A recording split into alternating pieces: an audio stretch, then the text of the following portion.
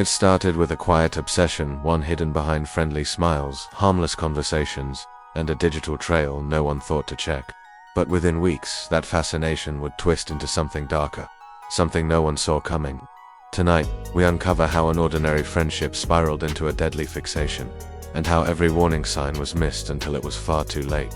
This is the shocking Australian case that left investigators asking, could this tragedy have been stopped? In a peaceful Australian town, 19-year-old Emily Carter was known for her kindness, her optimism, and her ability to make friends easily.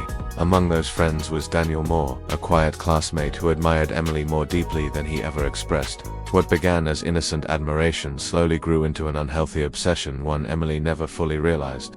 Emily Carter's friendship with Daniel Moore began in the most ordinary way to classmates, sharing small conversations that never hinted at danger. Emily was warm, open, and naturally kind, the type of person who made others feel seen. Daniel, on the other hand, was quiet and reserved, grateful for the rare attention someone like Emily offered him. What Emily saw as simple friendliness, Daniel interpreted as something much deeper, planting the first seeds of his growing attachment.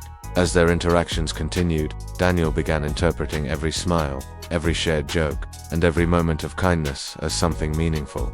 Emily remained unaware of the emotional dependence forming in Daniel's mind. She treated him as she treated everyone, with respect, patience, and casual affection. But for someone struggling with loneliness and insecurity, that kindness shifted from comfort to fixation. Real-life psychologists often warn that obsession doesn't always begin dramatically. Often it starts with silent admiration that grows unchecked.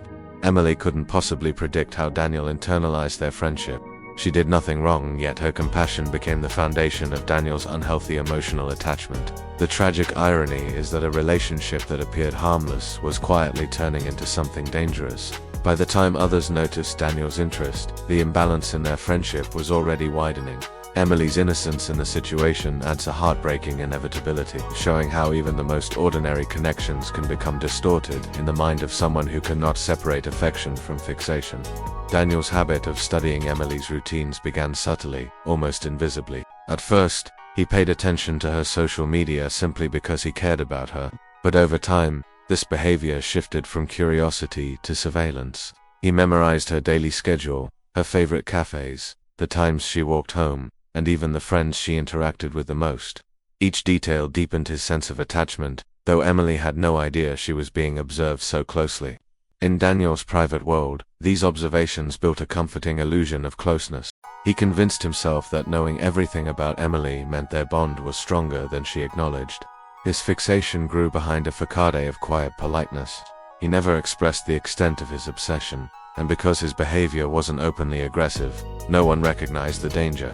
This type of obsessive monitoring mirrors real-life cases where individuals blur the line between admiration and possessive control.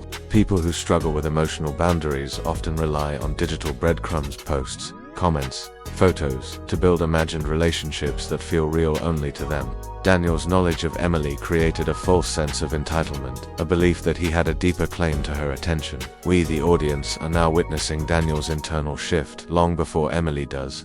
While she was sharing her life freely online, Daniel was quietly collecting it piece by piece, preparing a narrative in his mind that Emily never agreed to be part of. Daniel's odd behavior became noticeable only through small, unsettling incidents, nothing dramatic enough to raise alarms, but enough to make Emily's friends uneasy. They noticed how he seemed to appear wherever Emily went, offering excuses about just being in the area. His quiet staring and overly personal questions hinted at discomfort, but lacked the overt aggression that might have signaled immediate danger. To outsiders, Daniel simply seemed socially awkward, perhaps overly attached, but not threatening. This is a common pattern in real-life cases where early warning signs are easy to dismiss. Human instincts often encourage people to give others the benefit of the doubt, especially when the behavior can be explained away as shyness or harmless infatuation. Emily's friends sensed something was off, but they couldn't justify confronting him directly. The suspense grows from this uncertainty. We can recognize the danger that the characters cannot yet see. Daniel's presence gradually shifts from coincidence to intentional monitoring, but because each incident is subtle, no one connects the dots. Emily herself, always empathetic, never considered that someone she trusted might be crossing invisible boundaries. These overlooked warning signs highlight the reality that danger doesn't always announce itself loudly. Sometimes, it whispers through small inconsistencies, strange questions, unexpected appearances, and emotional intensity that hides behind politeness. As Daniel's obsession intensified, his thoughts became more distorted. He began writing notes and journal entries that revealed his growing belief that Emily belonged only to him. These writings served as an outlet for his escalating frustration and confusion, capturing his internal struggle between admiration and possessive desperation. While Emily lived her life peacefully, Daniel was constructing an emotional world that revolved entirely around her. In many real-life cases, obsessive individuals develop narratives that justify their behavior. Daniel convinced himself that he and Emily shared an unspoken bond, even though she never gave such a signal.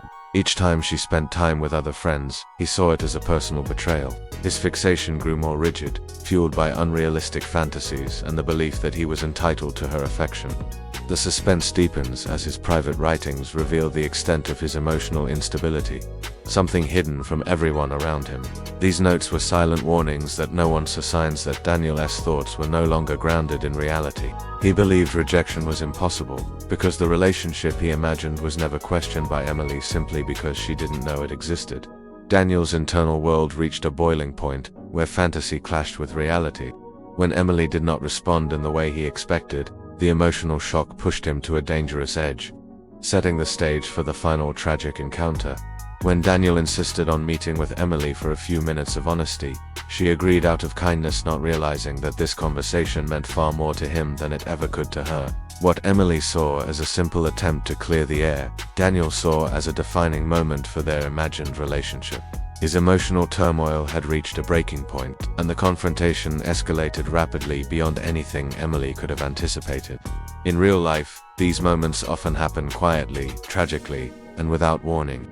Emotional instability can turn a seemingly harmless meeting into a crisis when obsession meets rejection. Emily found herself in a situation where her safety depended on Daniel's fragile state of mind, something she could not control or foresee. The aftermath unfolded in chaos. Police arrived to find Daniel in shock, unable to process the reality of his actions. His arrest marked the end of a tragedy fueled not by hatred, but by uncontrolled obsession and emotional delusion. In court, prosecutors described the case as a tragedy born not out of hatred, but out of an obsession left unchecked. Emily's story is a heartbreaking reminder. Danger doesn't always come from strangers. Sometimes, it grows quietly beside us unnoticed, until the moment it's too late. The tragedy wasn't the product of a single moment, but the accumulation of ignored signs, unchecked emotions, and a friendship that Daniel twisted into something it was never meant to be. If you or someone you know is struggling with their mental health, please know there is support available. Reaching out to a professional or a helpline can make a difference. We'll leave some resources in the description below. Thank you for watching. Please consider subscribing for more stories like this. Stay safe.